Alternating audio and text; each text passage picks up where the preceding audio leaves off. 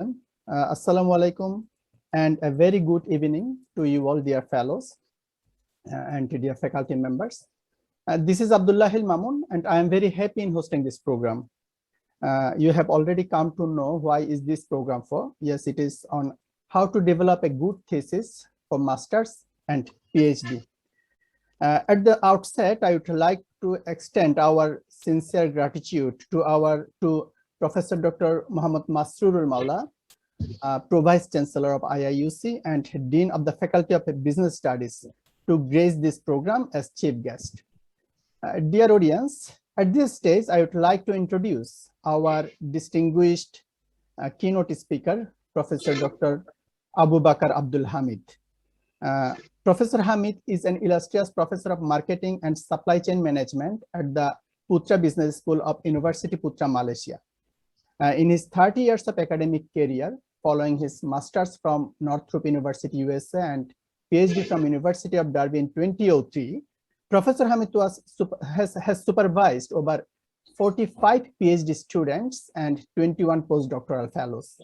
The level of his professorship has been demonstrated in more than 300 publications in nationally and internationally acclaimed journals, proceedings, editorials, books, which bring him the recognition of the best supply chain professor by the Golden Tigers 2019.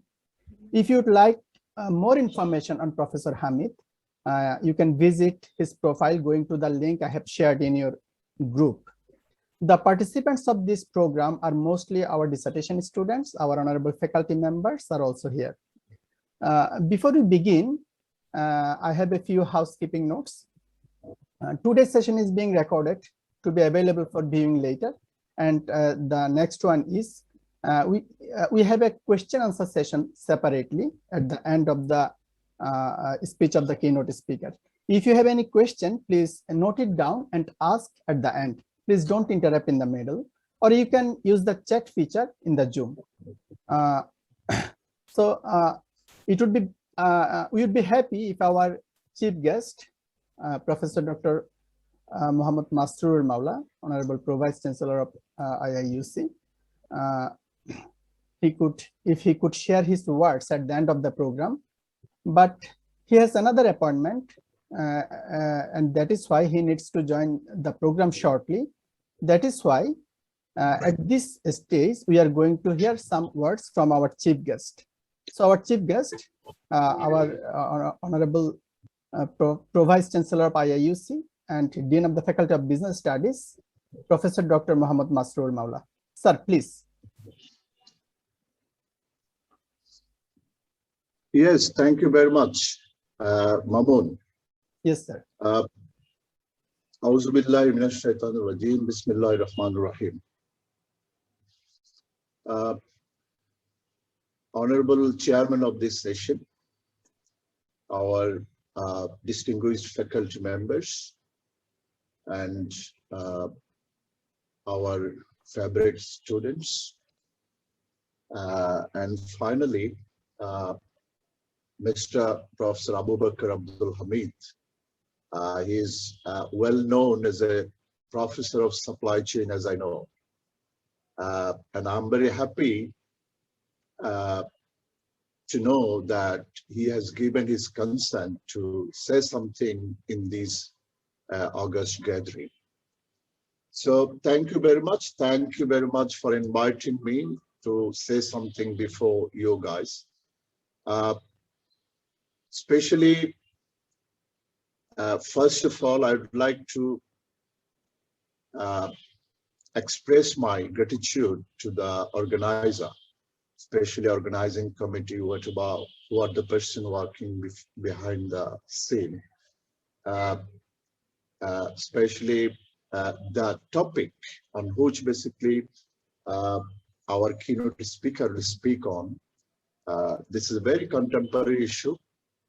And I think from our side as a teacher and the students who are basically joined, for both the parties, this topic is very, very important. You know, for masters as well as PhD, thesis is a very important part. Without developing a good thesis, without writing a good thesis, it is very difficult to expect a degree. But somehow in our country, practice is different, but most of the countries around the globe, you can see after coursework, you have to go through a very extensive research program, and at the end of the research program, you have to submit a thesis. So this is the normal phenomenon to get a master's or to get a PhD degree. So that's why we are supervising our students end of the master's program, and students are getting supervision from the teachers. So both the parties, if I am very well known exactly how to supervise, how to develop a thesis, how to write a thesis, but our student has no platform exactly, nowhere he or she got any coursework exactly to do this type of extensive work. So that's why it is a matter of mutual understanding. I'm understanding, but my student is not. That will not work exactly. So that's why I think our students' part as well as teachers' part, if we can work together, if our chemistry is good, then a good thesis will come out exactly end of the work. So that's why this topic is very important for teachers as well as students. And our very famous professor, supply chain professor, he will deliver his keynote speech, and I hope all the participants will get benefit from his speech. And my expectation is you keep notes, try to get maximum output from his speech. And again, I am very thankful to our keynote speaker, Professor Dr. Bakar, Hamid, as because from his busy schedule, he has given his consent to deliver his speech here. Thank you very much. Thanks for inviting me in this August gathering. Assalamu alaikum.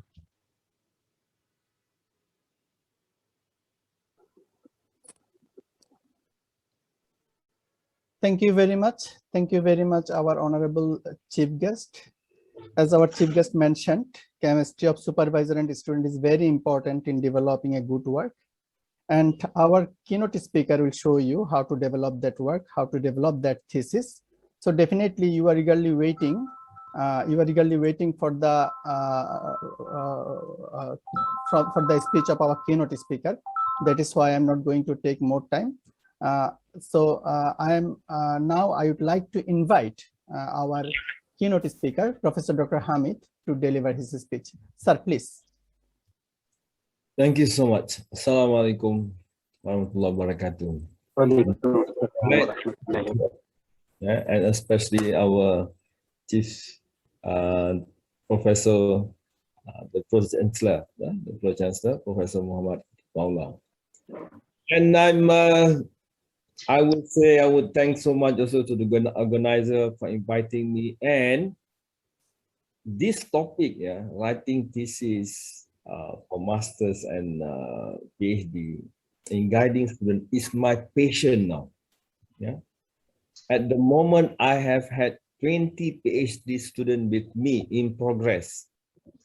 Last year, I have produced 4 to 5 PhD went for their Viva.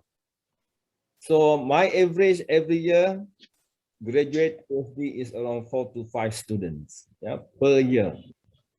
And I have accumulated 45 students who are graduated under me. And I have set more than 200 Viva sessions.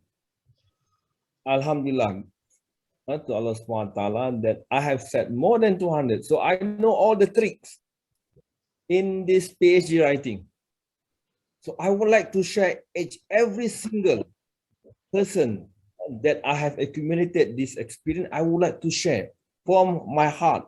Yeah. So perhaps for that reason, I'm going to share with you with my slides. Yeah. And we go one by one. Yeah. Fine. Right. We are in the academic. We are at universities. Yeah. So for those who are lecturing, teaching at universities, and those who are doing their PhD or masters, yeah, this is the best part of your journey, yeah, PhD journey. I really emphasize that those who wanted to jump into the academic world, yeah, the minimal qualification is PhD. There's no other playground. I said PhD first. Yeah, so it's good that you are in this journey. So let's see. Yeah, we go one by one. Right, this is where I am at Putra School. Yeah, and here I am. Yeah, I'm the Professor of Marketing and Supply Chain Management. Right, and let's go. Now, this is what you plan in your PhD. It looks smooth, yeah. But in reality, there's so what you call it challenges, huge challenges, yeah, huge challenges, yeah. But nonetheless, if I were to survive, I want to make it the journey the smoothest as possible. Yeah, that is what is become my passion now, right now. So that's the target. Yeah, the target is to get your doctorate degree. Though you can see how much is the mess in your journey there. Yeah, it's a tough journey, but nonetheless, yeah, nonetheless, if you look there at the bottom there, it goes within 2 to 3 years, 2 to 4 years, and it totally depends on you. I have several advice my student. The fastest, yeah, the fastest of my student graduated was within, he submitted, yeah, a guy, yeah, from Ghana. His name is Dr. Bohari now. He did it in 2 years. So I told him that the formula is like this: from Monday to Friday, can you work on your PhD 8 to 8, or 9 to 9, or 10 to 10 a day, hours a day? So what he did was, and I told him, how did you do in 2 years? He told me that, Prof, you told me that if I were to work Monday to Friday, 8 to 8, that is 12 hours a day. So why not, he told me, why not I work from Monday to Sunday? And he completed in 2 years. Yeah? So it really depends on you, how much to work on your effort. But nonetheless, because you are engaged with your families, well, this student is a bachelor person, yeah, a bachelor guy. And of course, you have commitment with your relative, and that makes it slow, yeah. So usually, I've seen that usually those foreign students, they went to another country, they'll do their PhD, then it can go pretty fast. But those who are local, staying in the family, staying in their relative surrounding, that make it slow. Yeah. So take this formula. If you can work Monday to Friday, 9 to 9, or maybe less, a bit less. Yeah. Another formula is that if in doing PhD, in doing your research, if you stop one day, actually you stop 2 days. Yeah. And if you stop 1 month, actually you stop 2 months. This is my own personal experience. I'm saying it. Yeah. You know what happened is that this journey is like a continuous journey, though it is slow. Yeah. If you just like walking, if you run too fast, then you got tired and you stop. But if you walk slowly, you will reach your destination. So the formula is that try to work every day continuously. If you cannot make it 8 to 8, make it to 10 hours or 8 hours or 3 hours, but do not stop. Even to the point that you have to write 1 paragraph or 1 sentence. So we want to see the ball is rolling every day. But once you stop, then it's double stops actually. Yeah, right. So bear in mind with that. So where do I begin, or where do I start? Like this journey. Yeah. So number one is, what is your interest? Now, do not ask the professor or your supervisor, professor, whoever is your supervisor, can you give me the title? No, it's not the right.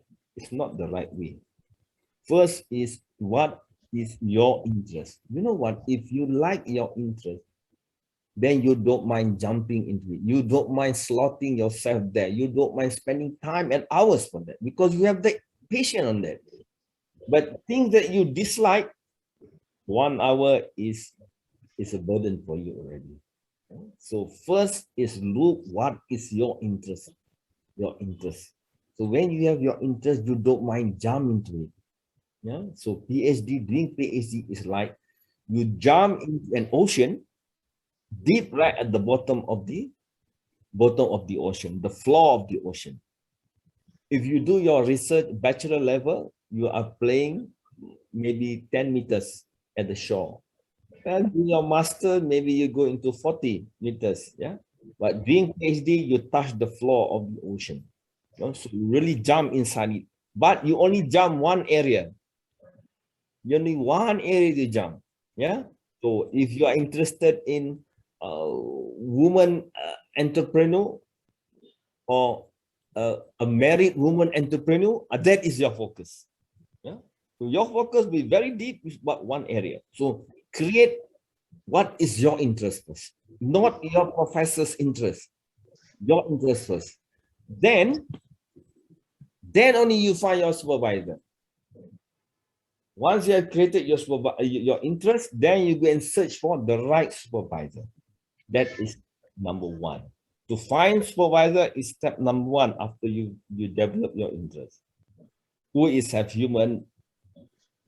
I would say that those, yeah. Second thing, that those supervisors, can you treat your research student as your partner, as your friend, not between supervisor and student. You have to cut off the demarcation line between supervisor and student. Once he registered under you, and you as the supervisor, can you take it off the barrier? Yeah? Take off the barrier. Take him as your partner. So now next one is supervisor. Again, yeah. Number one, supervisor. Number two, supervisor. Number three, what we see? Let's see number three. Again, supervisor. A truly great supervisor who is hard to find, difficult to part with, and impossible to find. So my respected student is to find the right supervisor. This is your very, what you call it, it's a journey, and it's not a smooth journey. It's not going to be a smooth journey. So you have to find a supervisor.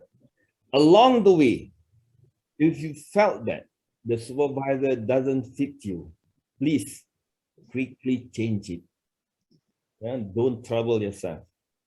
Yeah? Come a time it doesn't work. Yeah. Some people got married 10 years, they divorced. Some people got married 20, 30 years, they got divorced. Some people got married 1 year, 2 years, they got divorced. Yeah? So having a partnership with supervisor is like a marriage. Yeah. You got married together. Yeah. So that's why I say it is your partner. It's no more your student. The supervisor do not treat and do not undermine your student.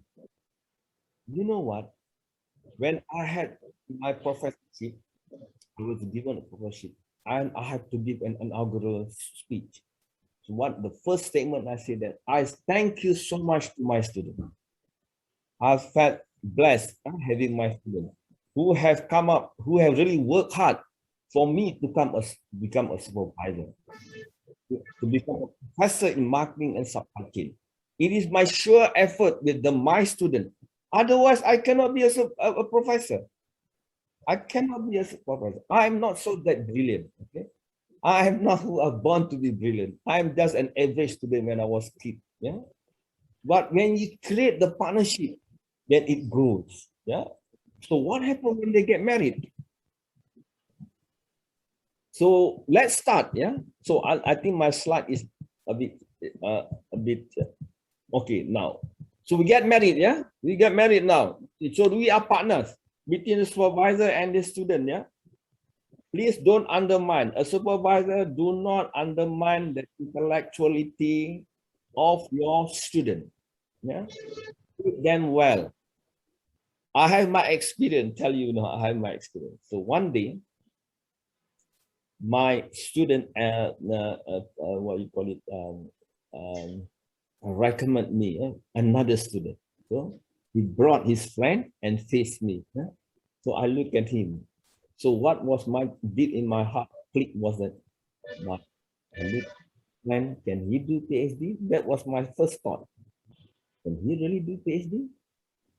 So after a while, after engaging with him as a friend, as a friend, we went shopping together. We went to have a cup of tea together. That is I meant by friendship. It's not just mere in the lecture room or in your own private room. No, we walk to the town together.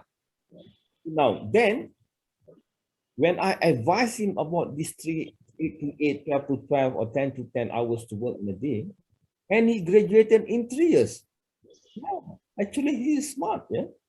So do not undermine your prospective student. I'm advising supervisors. Yeah, do not undermine. Next, what shall we do now? So now you have your patient. You develop your patient. Now, first is to do your literature review. Go and read 20 literature, journals. It can be 50 journals. Yeah. So as a supervisor, once a student approach, yeah, and he's interested in this particular area, ask her or him to read journal on the area that he has developed his interest. So literature review is very crucial. Read top journal. That is how you learn. In fact, you learn how to write by reading good journal. Yeah? I'm not a good writer. Yeah, I'm telling you, I'm not a good writer, but I learned a higher level English by reading journals. You use the words what is incorporated in the journal. So when you write, make sure you use those scholar words. You cannot write your thesis like a layman writing. Yeah? You have to say, I see her, I see him. But in writing, you observe him. Yeah. So the words slightly change, more scholarly. Yeah. On the other hand, fine, it is okay on the other hand, but if you use contradictory, yeah, similarly, it looks the same, but why not use similarly? All these word, jargon word of scholar word, not really jargon, scholar word, I would say a scholar word, is in the journal. That is where you write, is how you learn your English. Yeah, a proper English in the thesis, because a PhD is given is what you have written, not on your specialty alone, the way you speak, yeah, but what is being written. And when it is written, it has to be written scholarly, not English, not just English, but it has to be written scholarly, right? So this is where you learn literature review. You keep on reading what is your passion, your focus action. Then what you have to do is to explore the outside world that relate to your study.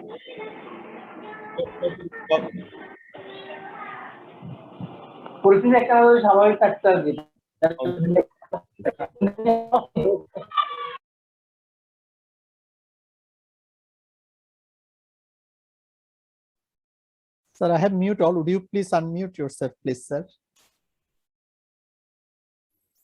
So what you have to do is that area you wanted to focus on women, for example, I'm talking about just now, women entrepreneur. So you look outside there. Are this woman entrepreneur having any problem? Yeah. So you are feeling it. Yeah? You're feeling it, what is going on. So what you have read in the literature and what is happening outside, that is become your background of your study. Yeah? It becomes your background of your study in chapter 1. So develop that. So you are now reviewing the literature, yeah, reviewing the literature and accumulate those. Yeah. So there are a lot of techniques of writing or accumulating knowledge from literature review, but it depends on you. Yeah? You might have this metric here and there, whatever it is. Yeah. So it's use your intelligence on that, how to organize your literature. So next is,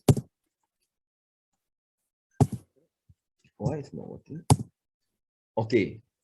So actually this is, I want to put this slide just after your marriage. So a marriage, once you have your marriage, it becomes, before a baby is born, a fetus is developed in the lady's womb. Yeah. So what does it relate with this fetus? Yeah? So let me continue. So while the reading, yeah, when reading your literature, you are coming up with something like a framework, Create some framework. For example, woman entrepreneur. What are the criteria? The characteristic maybe, how old they are. When you read through, you can see what kind of dimension actually. So you are creating that framework by reading literature. Right? So I'm sure you know about this, yeah? You know what is independent, dependent, the control, the mediating, moderator. That is you are developing slowly. So these are like a fetus. They are not born yet, yeah? So you can really keep on doing the adjusting of this framework. It's like a fetus, yeah? Now, this is where, from there on, yeah, from this independent variable, you develop your next. This is what it is, yeah? The fetus, you develop your framework, that is your PhD, right? Once you have developed your framework by reading literature, now you basically, this is your PhD. From A to Z, high to bottom is your PhD is that. From chapter 1, you write up to the last chapter, usually chapter 5, is all about your framework. Yeah, it's about your framework. So developing this framework might go for 1 year. It might be for 1 year. Yeah, do it thoroughly. Yeah. So then only you're talking about your chapter 1. So you have developed your independent, your dependent, your moderator. So you keep adjusting the framework. Look at someone as researcher framework. Look at a author's framework. No, you are comparatively looking at others' framework, and what is yours, your framework. What is yours is different from others. Yeah. Then only you can start writing your introduction. Now, if you look at this chapter 1, yeah, first 1.1 we have the introduction. Then 1.2 is background of the study, whereby you have to explore outside there. Yeah, you have explore. Then you can see that there is an issue. The first question, among the first question an examiner will ask, what is your motivation they wanted to do this study? So it goes back to the issue that written in the background of the issue. What is the issue? What happened to the woman in their business? What happened really? Okay, that might be written. If you look at the bottom of my slide there, it is written, chapter 1 is written between 15 to 25 pages. Why do I say 15 to 25 pages? You know what? After sitting more than 200 vivas, and I've read more than 100 theses or as examiner, yeah? I've read my own student thesis, I've read thesis of as internal, I've read as external, yeah, international and local. So basically, if they can write chapter 1 around 20 pages, it's very strong.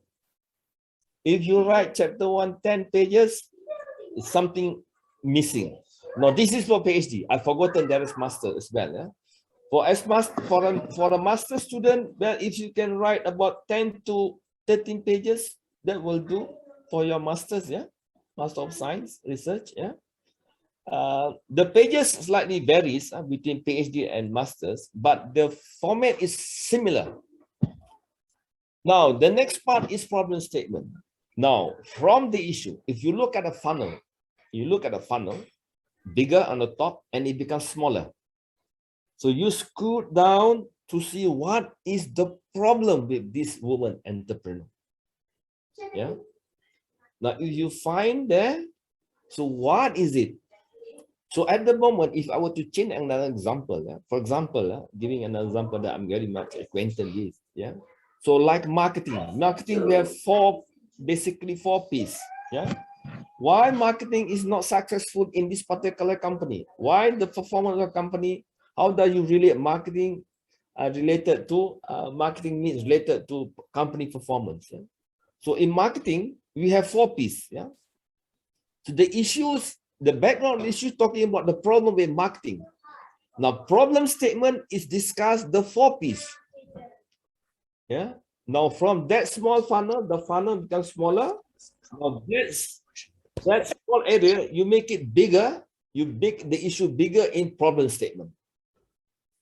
You will describe, explain the four P's in the problem statement. Product. How does product relate to performance? How does product relate to profitability? Then pricing, advert, or promotion, then place. Yeah. So these are the dimensions that is your variable. In fact, that you have developed your framework. So you look at your framework, all the variable, that is your problem statement. You have IV, you have four IVs, you have one DV, you have in between the mediating and moderator, you have two. So that is the area you have to discuss in your problem statement. Yeah. From that problem statement, you will come up with your research objective and your research question. Yeah. Right.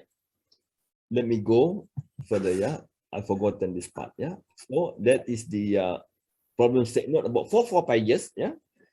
Discuss the variable framework there, incorporating underpinning theory. I forgot that. So what is that? When you write this problem, write into the some form of theory is there and get not that in detail, not in detail, but the problems of that statement, the variable should be in detail. Then you just incorporate the underpinning theory.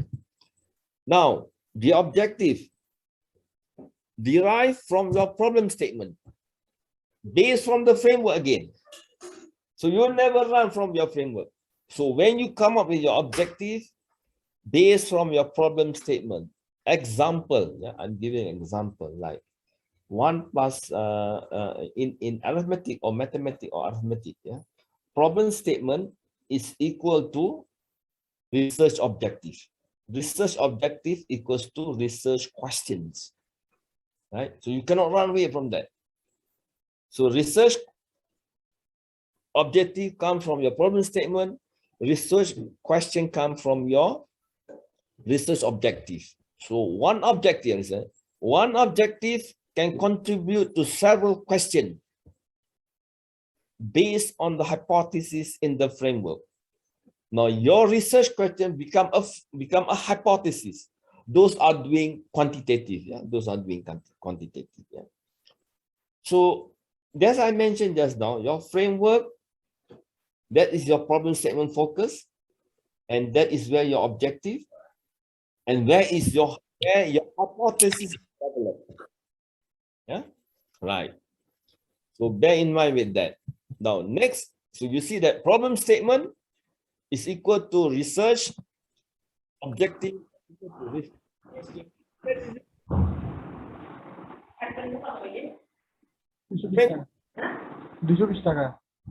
It's based on that is your framework. Your framework is objective and question is your PhD. Now then you write the scope 1.6 scope of study.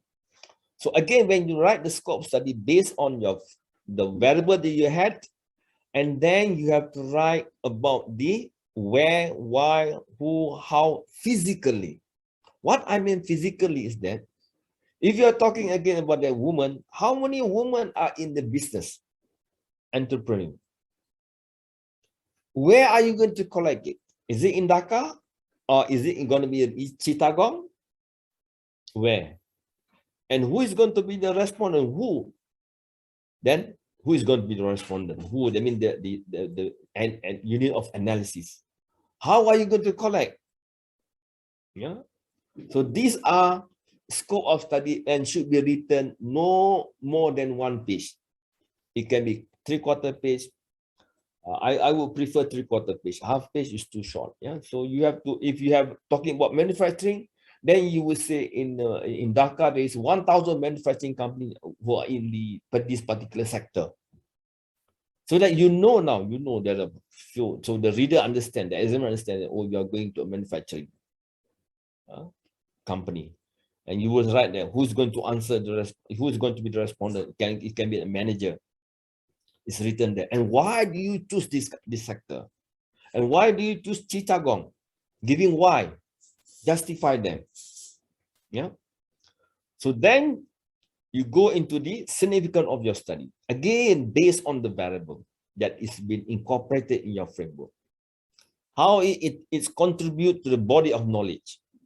Remember, as I'm given an example, is product. One of the problem is product. So what have people talk about product and how you are going to contribute product, your body of knowledge in your study? How much you can contribute, and how much this product can contribute to manager implication. That is what your future or your study would benefit. Yeah. So if this can be written about 2 pages, yeah, about 2 pages, I guess. Yeah.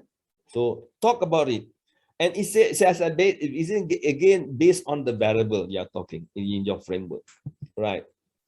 Then the operational definition, 1.8, your operational definition. So the variable that you had, and you have to define it operationally. What does operationally means? Yeah, let me define with you. Now, operational definition means that, I'm giving an example, customer, let's say customer. Now, if you read Kotler book, then you find the meaning of customer, someone who consumes the product, someone who consumes the services. Yeah. So if you go to a university, who is the customer? Student is the customer. Yeah. If you go to shopping complex, those who went shopping, they are the customers. If you go to a workshop, service your car, then you know the customer is the one who sent the car to you.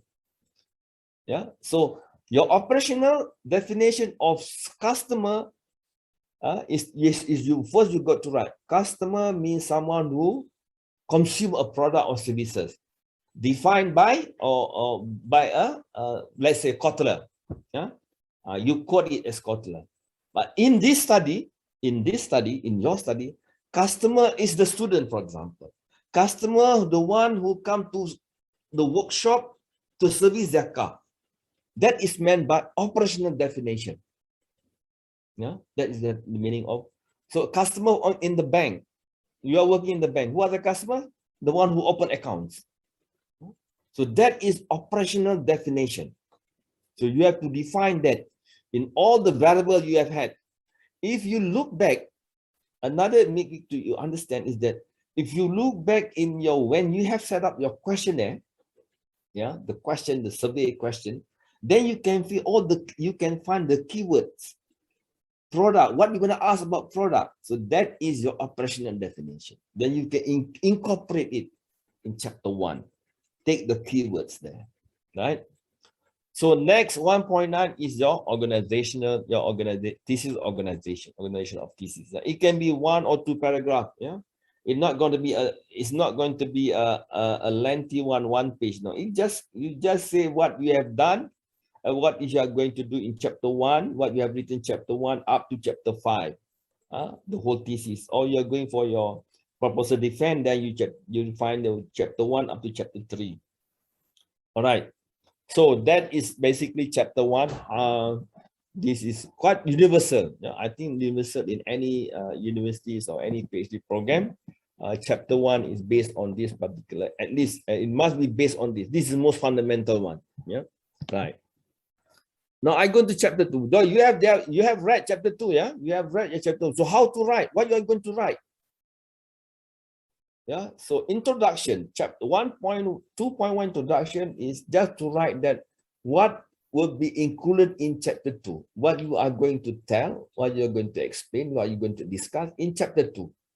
Finish in one paragraph, about 5-6 lines. Yeah. And then you talk about the evolution of the study focus. Because what happened, you are going to make a study on marketing mix, or you're going to make a study on woman entrepreneur. So you must be well versed on woman entrepreneur from A to Z. You have to write that first, the evolution of that. You're talking supply chain. You have to write the evolution of supply chain from World War I. Huh?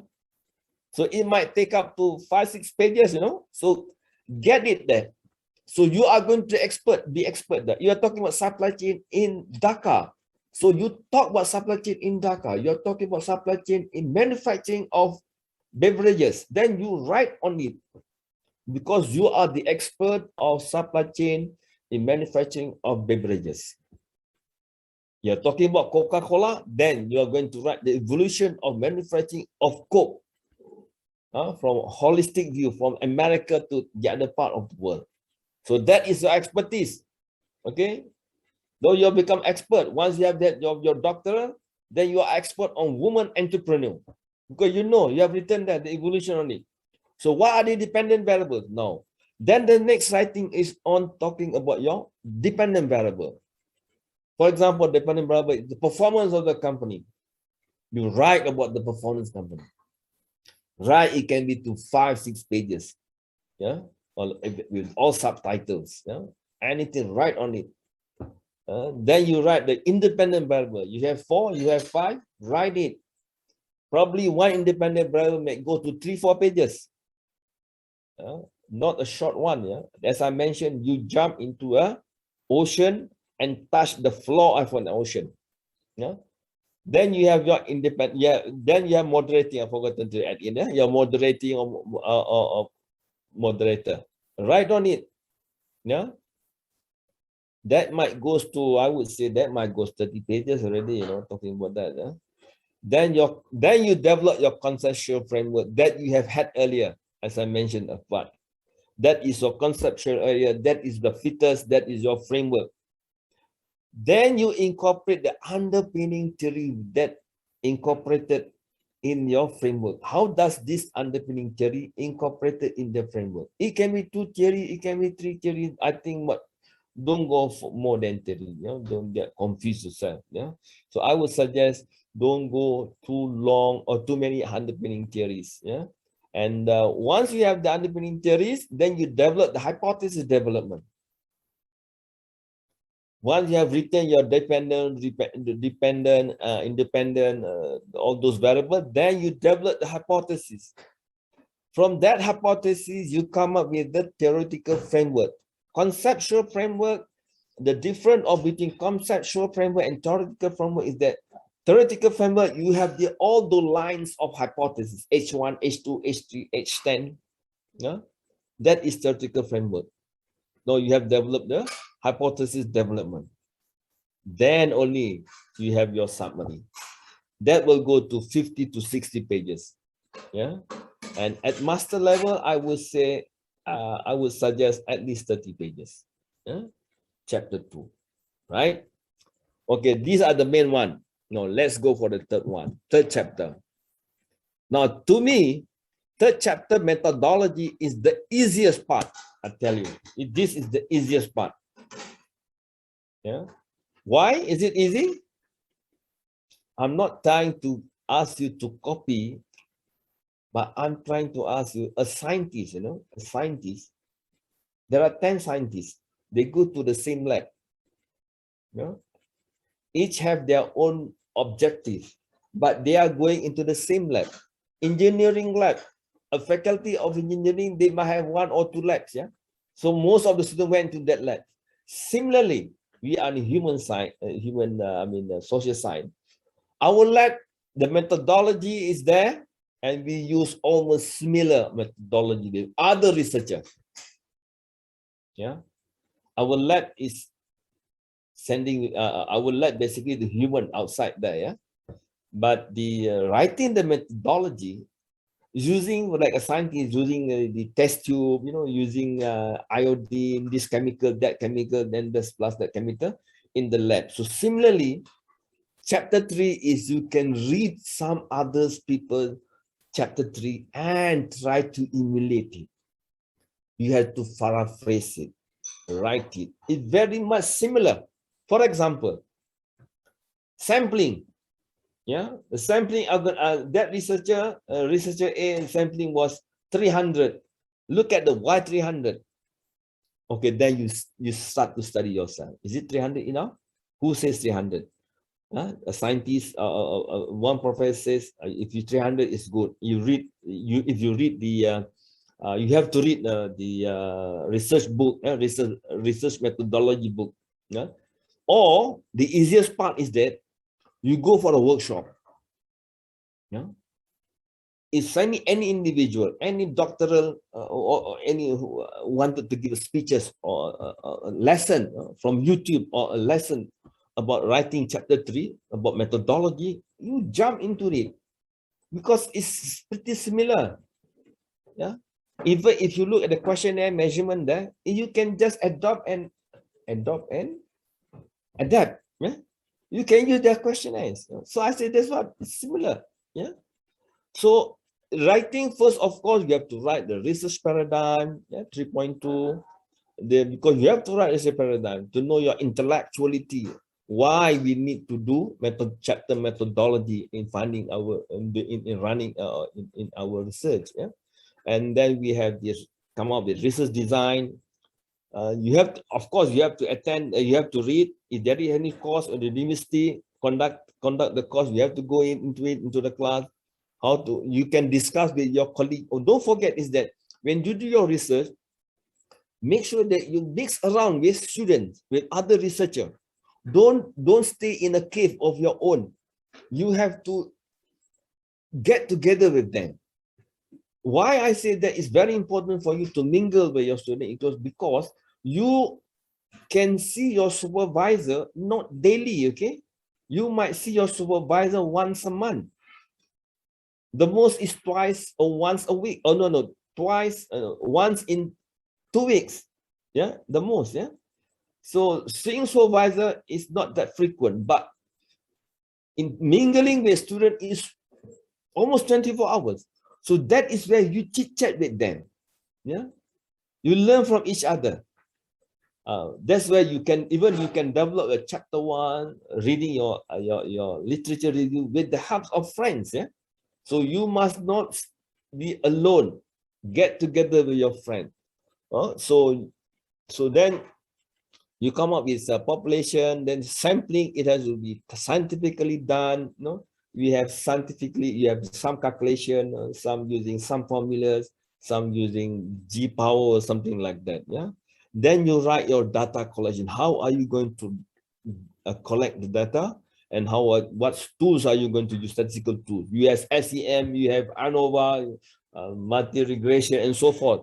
These are all lab tools being used by many researchers. That's why this particular chapter is the easiest for me. Yeah, the easiest of all. So read some others journal. But other thesis, a good one, and try to emulate that. Yeah, and I would see that this particular chapter, it might go to 40 pages or 30 at least. 30 pages. And when the completion of your completion for your final draft or viva, then it might go to at least 40 pages. At least 40 pages. But before your proposal defense, it might be 30 pages or 25. So next is that. So once you are ready, go for your proposal defense. Do not wait. So what happened is that once you have done for your proposal defense, is you have done almost, I would say you have done more than 60% of your work. 60%. You look at this finger. You look at the finger. This is chapter 1. This is chapter 2. This is chapter 3.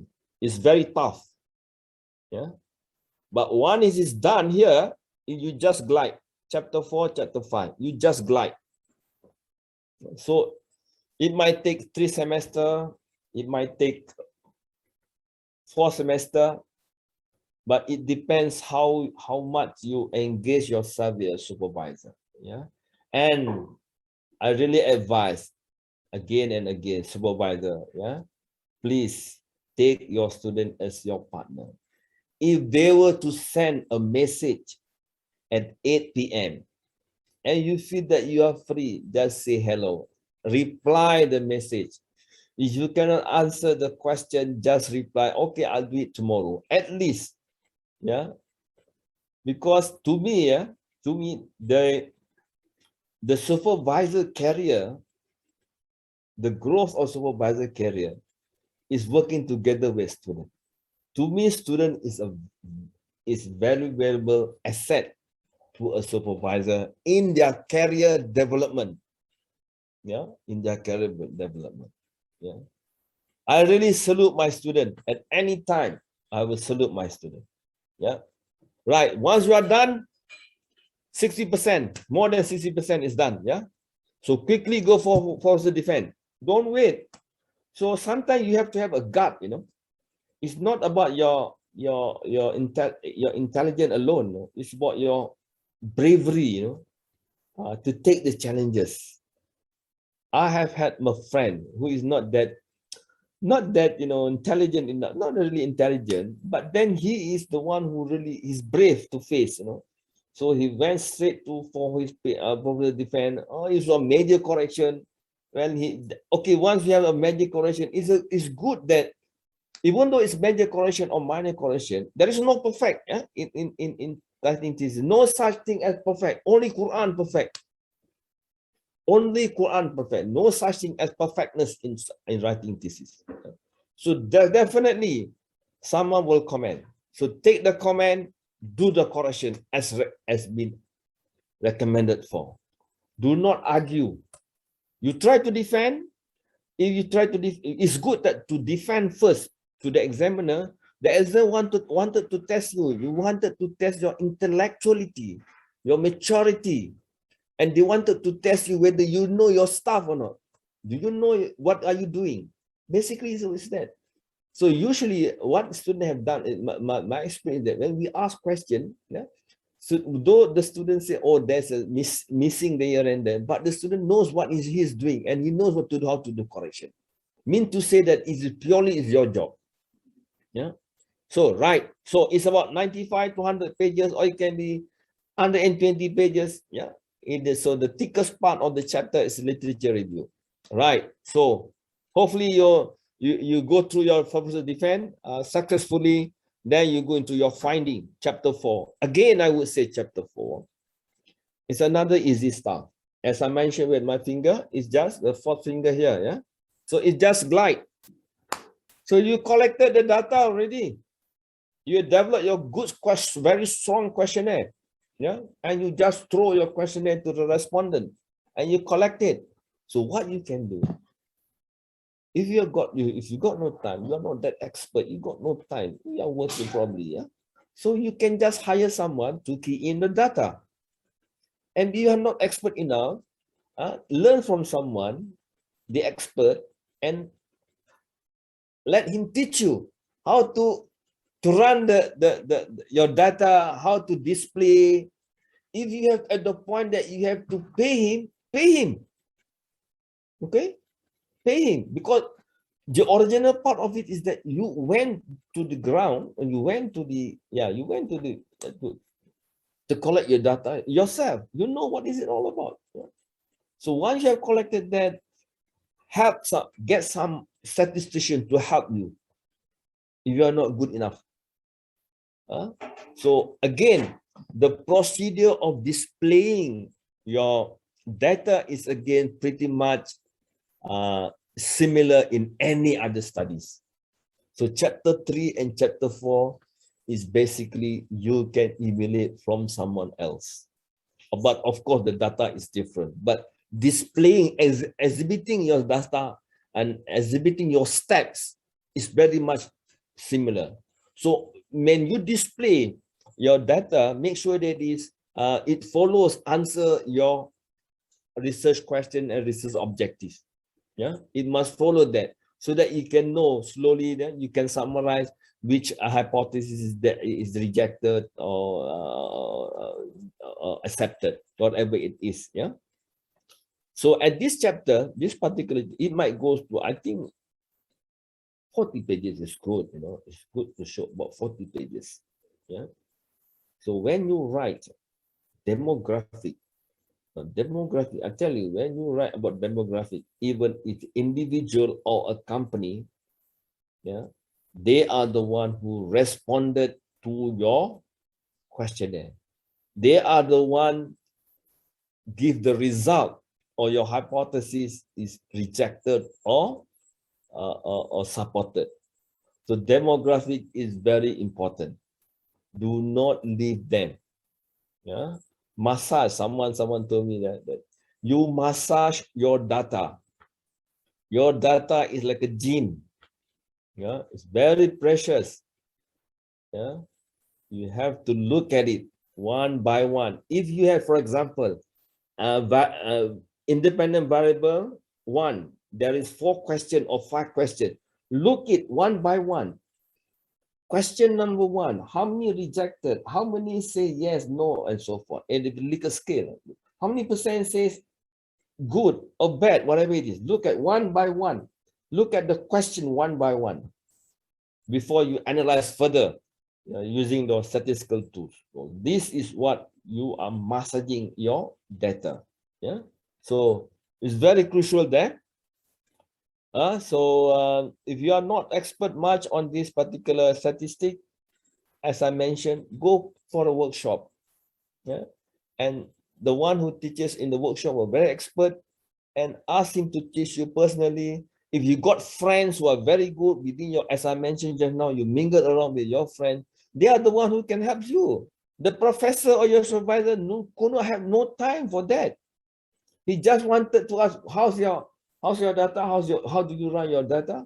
And what's the outcome? But day and night, you are playing their data. You are the one who is playing it, not the supervisor. I'm giving another example. If you have a baby, okay, your baby is crying, something stomach upset, yeah. So you will visit the doctor, right? After the doctor visit, you visit for 20 minutes or half an hour. The most is 1 hour, and the doctor will give you the medication, and you go back home, and you apply the medication. But the baby doesn't sleep the whole night. Who is going to take care? The supervisor or the father, the parent, or the student going PhD there? Yeah. You visited the supervisor, is like you visit the doctor. Yeah. When you go back home, your baby is crying, you have to tackle that. So similarly, your PhD is day and night, all those data that you had, you are the one who's going to handle it. Right? Remember that. So this data, you don't know how to do it, ask someone. Yeah, it's very easy. Ask someone to teach you. If you got to pay them. Yeah, right. Now, this is the last chapter, the final one. Okay. This is discussion. This topic is about discussion and conclusion. Yeah. What are we going to discuss? Right. First in the chapter, you say introduction. This chapter will do blah, blah, blah, blah, about half a page or quarter page. Yeah? Then recapitulate. Just give a short summary of what you have done from having your objective, methodology, and then some very short finding. Yeah, what you had. It can be about 1.5 page or 2 pages maximum. Yeah. Then you start your discussion.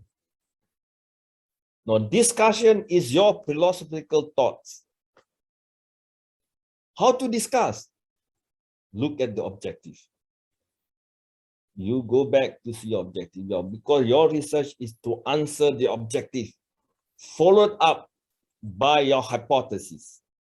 Now, one objective we can have two hypotheses, or it can be three hypotheses.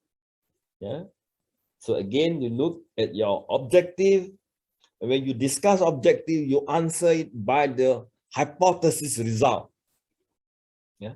Now, when you answer your hypothesis result, you relate with your literature review. You go back to chapter 2, any similarity or contradictory. Yeah. If it is similar, why? If it's contradictory, why? Yeah. So you're finding details of the question in each variable. Each variable is related. The question is there. You discuss thoroughly. If I mentioned just now, question number 1, what is that? Question number 2 is that. That is where you discuss. Yeah, that is discussion and incorporating the demographic information. The result is rejected because these women, most of them are old. It happened to be that your collection of data is seen that most of the women are old ladies. So it be rejected. So you incorporated there. Do not leave them alone. They are not living in a silo. You have to incorporate because your result, objective, the objective, the hypothesis is from the one who answered. So most of Bangladesh business women are blah, blah, blah, rejected or supported. And if it is supported or rejected, try to link it something outside the box. You know? For example, why they're not successful? Because in Dhaka, most of them are the culture of Bangladesh is that men are in the upper hand, for example. Men are on the upper hand. It can be that way. Just to think it outside the box. So that is your philosophical thought. We want to read as examiner, they want to see what is your discussion. And I would say in this particular chapter, shouldn't be less than 30 pages, 25 to 30 pages. Yeah. Discussion alone, it can be to 15 to 20 pages. The discussion alone to answer your objective, thorough one. Do not leave, again I repeat, do not leave the data, the demographic profile. The demographic profile. Relate them back. You are talking about digitalization. So you will see that. Who is answering that? Oh, most of them are Gen Y, for example. Most of them Gen Y. Most of them are highly educated. That's why the result is like this. Yeah?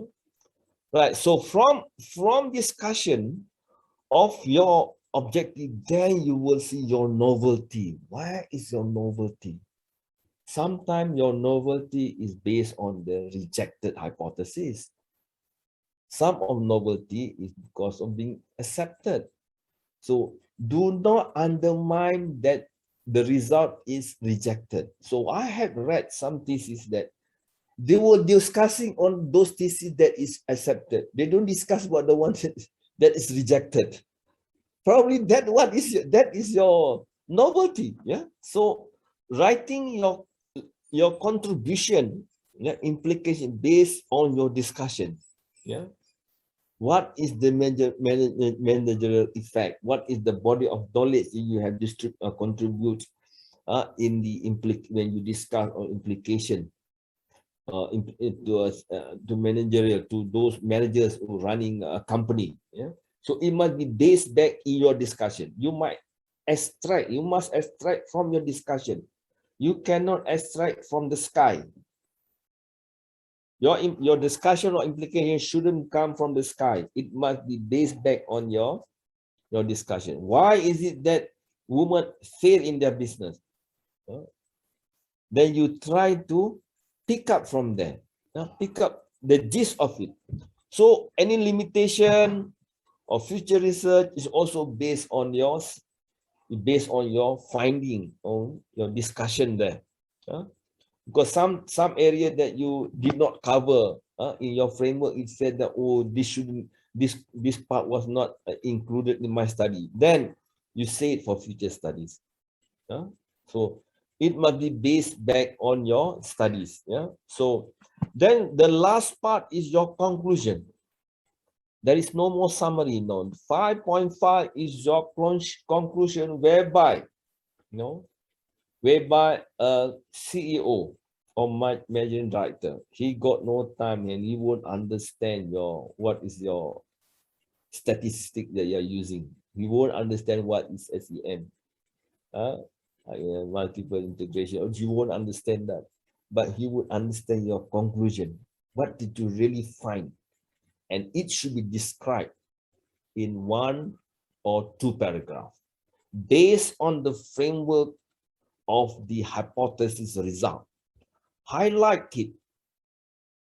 If number 1 is so novel, tell it, highlight it, so that this CEO knows what is his next step.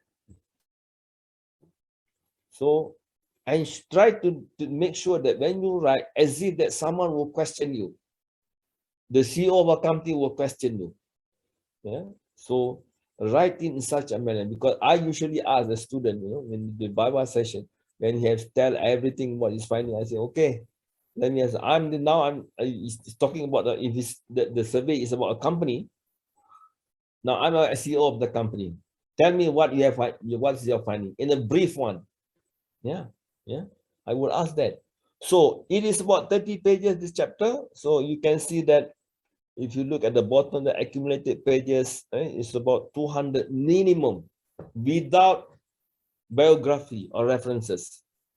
You should be able to write a minimum of 200 pages. Then if I look at the thickness of the thesis, then I know in social science, not in science, not in engineering base or whatever it is, but in social science, that if you write less than 200, I'm sure there's something missing. If you write 270 pages, there might be too much repetition. You are running from one bush to another bush. Yeah. So I hope that, I hope you will understand very well. And my last but not least, during the Bawa voice, usually they are the novelty of your job. There was straight focus on your framework. Yeah, this examiner was straight focus on your framework, and the thought number 1 is the issues and problem statement that relate to your objective and question. That will be your first question. And then they will look into, once they are happy with that issue, then they look into your literature review and your discussion, how you synthesize, articulate, not storytelling or lecture note. Yeah, it's not a storytelling, it's a argument. It can be argument. This can synthesize. After having read all those, what is your opinion of those other authors? The methodology must be very comprehensive, very comprehensive finding. Then the discussion, as I mentioned earlier. So hopefully then your Bible should be good. All right, I end my thank you so much. May your journey be filled with adventurous and excitement. Bon voyage. Thank you so much. Any question now? Right.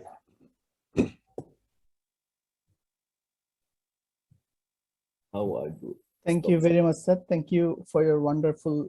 Sir, I have a question. Yes, sure. Yes, I'm coming to that point, please. I'm coming to that point.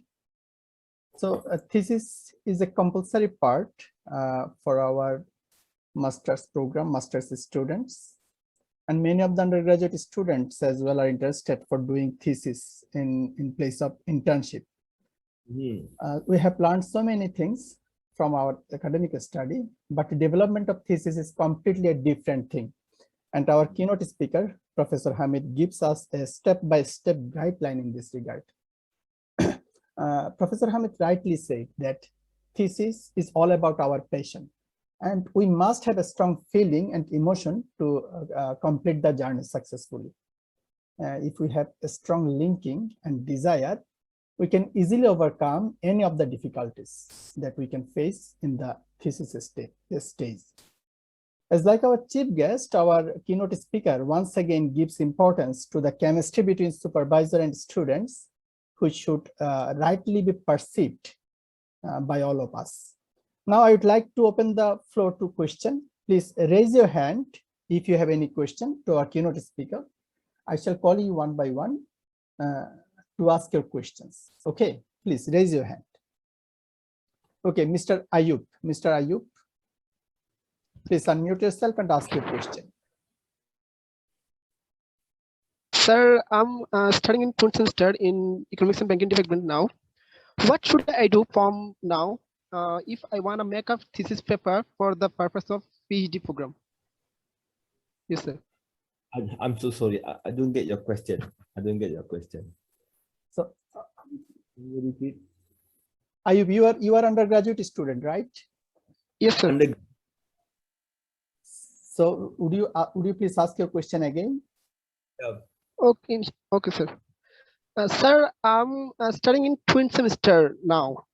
Okay, what should I do from now if I want to make a thesis paper for the purpose of PhD program? You are doing your masters? I'm so sorry. I can't get you. He's our undergraduate student. Right from now, he is interested to work on thesis for his PhD program. So what can he do right from now? Okay, make it like this, Well, you are now in undergraduate. Yeah, I would suggest, that, as I mentioned earlier, develop your patience, do your master first. I have seen a numbers of students from bachelor went for PhD, fail. Most of them fail, but of course there are some that pass. But most of them. So do your master first. I will advise you do from bachelor, master, then your PhD. Is to groom your maturity. Right? Right, sir. Okay.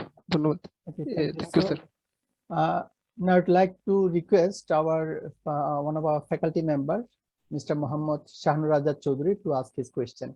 Please unmute yourself, sir. Okay, thank you very much for giving me a chance to ask the distinguished professor questions. I don't ask him any question, but I want to share my idea or I want to fulfill my expectation from his answers. I have been very much benefited by this lecture. Am I audible to all of you? Yes. Yeah, of course. Okay. So it would be very helpful for me if we could get the chance at the starting of PhD journey. I am just about to finish my work. I'm working with the analysis and findings part actually. So I will be actually using your ideas and your expertise in writing down my last chapter. It will be very much helpful for me. Thank you very much for this session actually. I want to share all the, please, my dear student, don't take it otherwise. The professor mentioned that the supervisor should be waiting for the students' comments or their questions, that what should they improve or what should be they incorporating in their thesis or in their work. But the major problem, what happens in Bangladesh, perhaps you are not actually introduced or familiar with our environment. Here, we supervisor waits for the students, but the student don't ask us any question.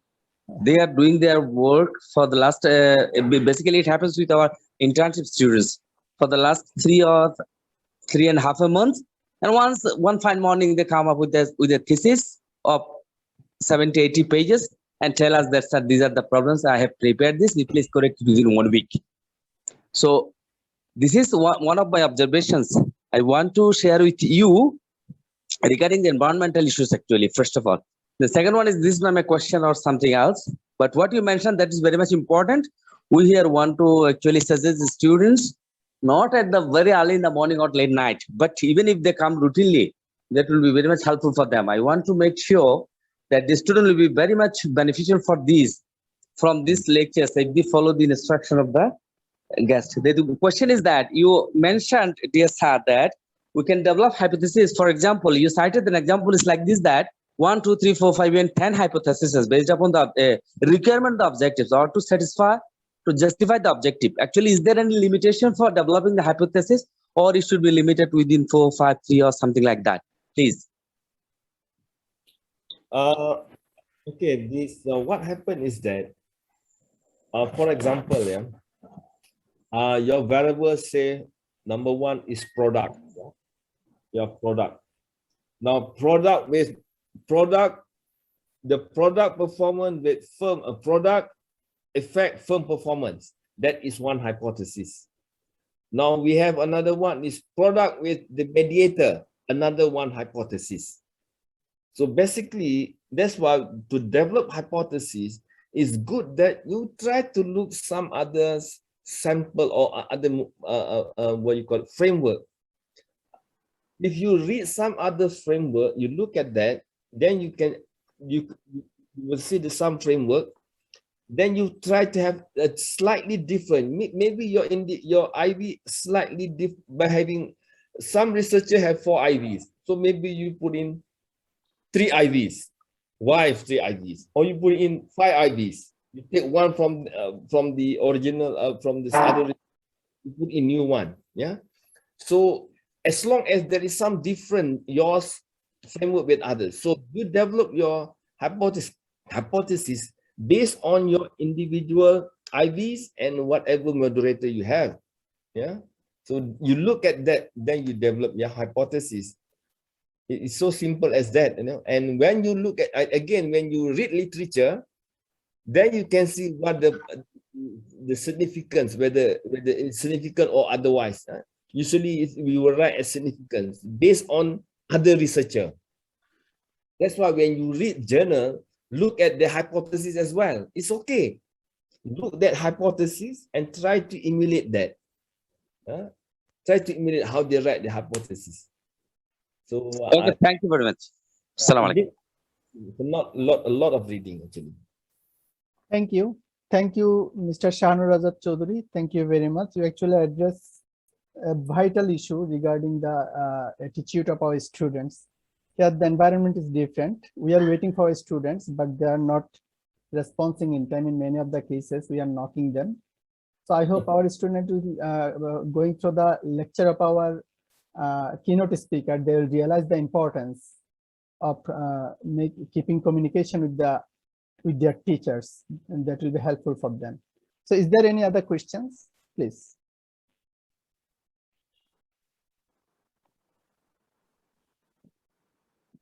Mr. Rumi, yes. Would you come? Assalamu alaikum, sir. Walaikum salam. Sir, as a student of undergraduate program, my question is to our honorable faculty that can I do research from 7th semester instead of interning? Because a good research needs time. So I'm willing to give more time. So my question is, can I do my research on 7th semester instead of 8th semester? Our keynote speaker answered it earlier, even though let us learn again from our keynote speaker. Sir, please. No, I heard that you want to do in the 7th semester or 8th semester, was it? He is our undergraduate student. So it's at 7th semester. Many of our undergraduate students are doing dissertation. Yeah. So what is your suggestion for them? To me, this is your university procedures. Yeah, university procedures. But in our university, the writing of dissertation basically usually at the end of the semester, at the end of the last semester for him. Usually the last semester. The last semester for the total semester, total years. For example, if to get your bachelor in 8th semester, then is 8th semester, then your writing of dissertation will be on the 8th semester. So one thing is that for the undergraduate students, if they start their writing in 8th semester, they will not get sufficient time. So in 6 months, it will not be suitable for them to prepare a good thesis, what they think. So in that case, is there any guideline, specific guideline from your side? Sorry, sir. Sorry. So would you please unmute, please?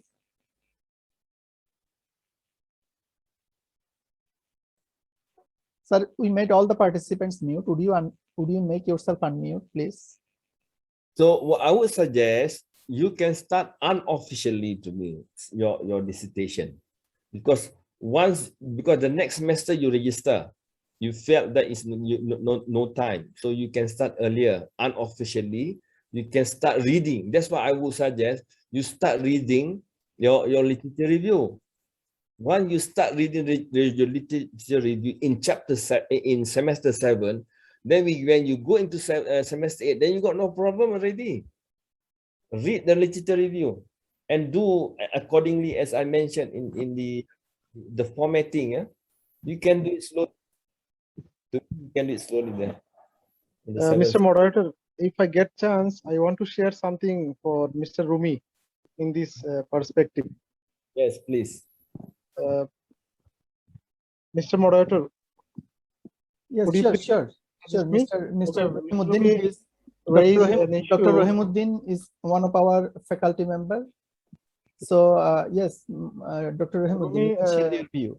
Rumi show his interest for starting his research early in the 7th semester, but there is a problem in our system that no students is allowed to start their major discipline before 8th semester. This is one of the best or the most important problem to start his dissertation.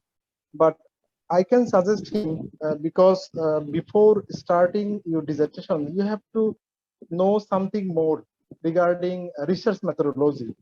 So in this semester, if you just concentrate on research methodology, if you just concentrate on different tools and techniques, I think it will be better for you. Whenever you start your dissertation at the 8th semester, at the time, you will also be sure that which major discipline you are going to study. So quickly you can choose the topics and you can start your job. So if you are in 7th semester, I would advise you strongly to improve your research methodology skill. That will be, I think, good for 7th semester students. Thank you. This is from me. Thank you, Dr. Rahimuddin. So, is there anybody? Is there any other questions from any other participants?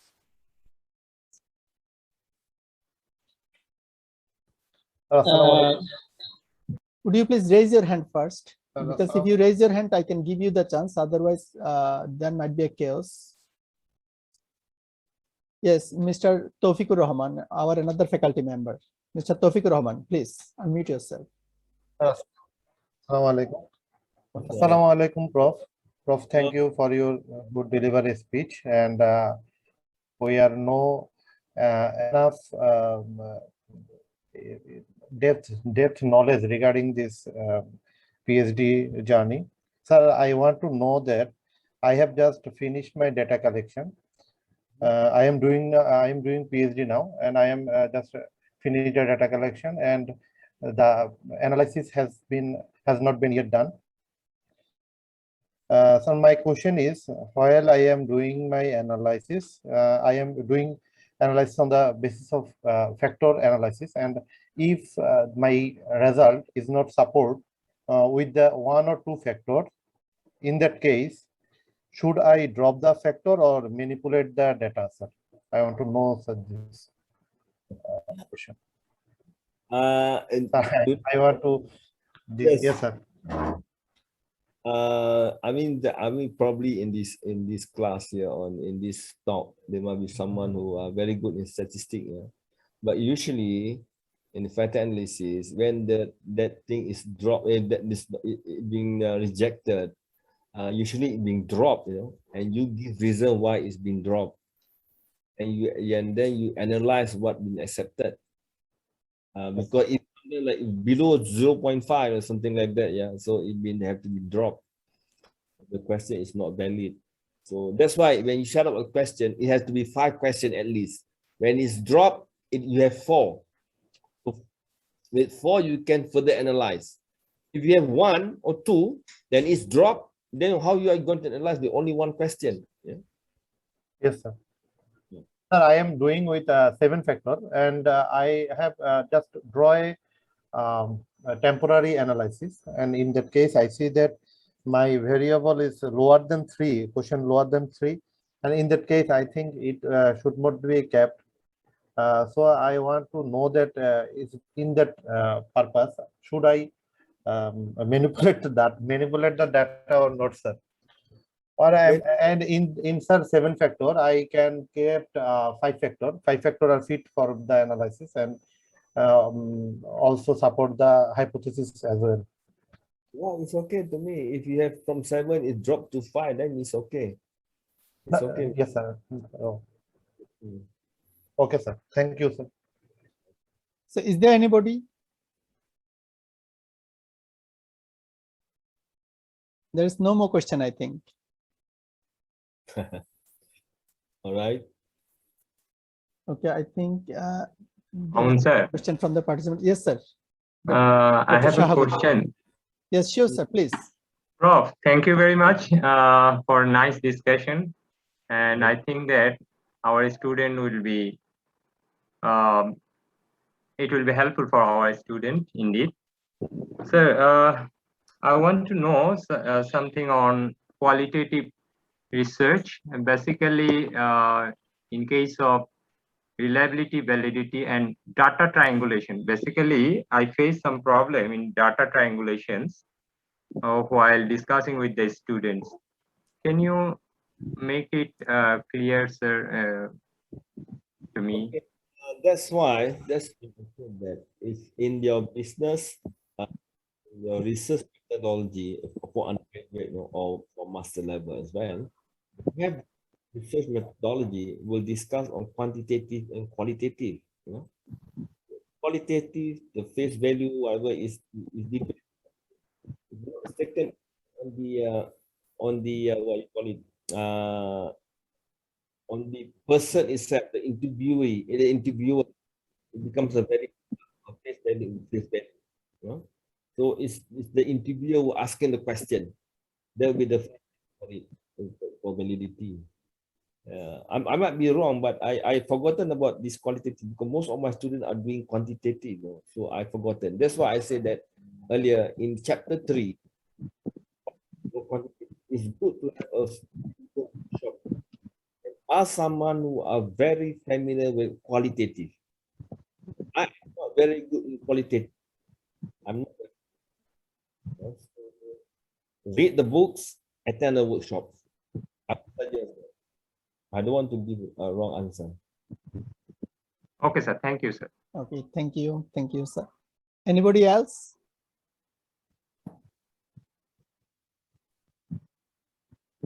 So I think we are close to the end of the question answer session. If none of the participants have any more question, we can go to the conclusion of our program. Okay. So writing thesis is a very crucial part for the masters and PhD students, and the way Professor Hamid has shown us will definitely make our way easy to reach the destination. Undoubtedly, participants, both students and our faculty members who are supervising the students, will be benefited from this program. The participants will be able to integrate the learnings from this program into their works. We are very close to our program. Before ending the program, we once again express our gratitude to our keynote speaker, Professor Hamid, for sharing his valuable time with us. Thank you very much, sir. My pleasure. I like to talk on this topic. Really, I like. Thank you. Among our faculty members, I would particularly like to thank our distinguished faculty member, Mr. Sirajul Islam, Associate Professor of DBA, for his valuable time and effort to make the program a success. It would not have been possible without his effort, actually. I also like to thank our another faculty member, Mr. Mohammad Rahman, our dynamic faculty member of marketing, for dyeing the program with his colorful and amazing flyer. Thank you, Mr. Tawfiq. So thank you, Professor Hamid, once again. Thank you very much, sir. And thank you all for joining with us. We are going to close our session here. Thank you very much. Take care. Stay safe. Yeah. And bye-bye. Okay, sir. We are also wishing you a safe time in this pandemic. Thank you very much, sir. Thank you. Thank you, sir.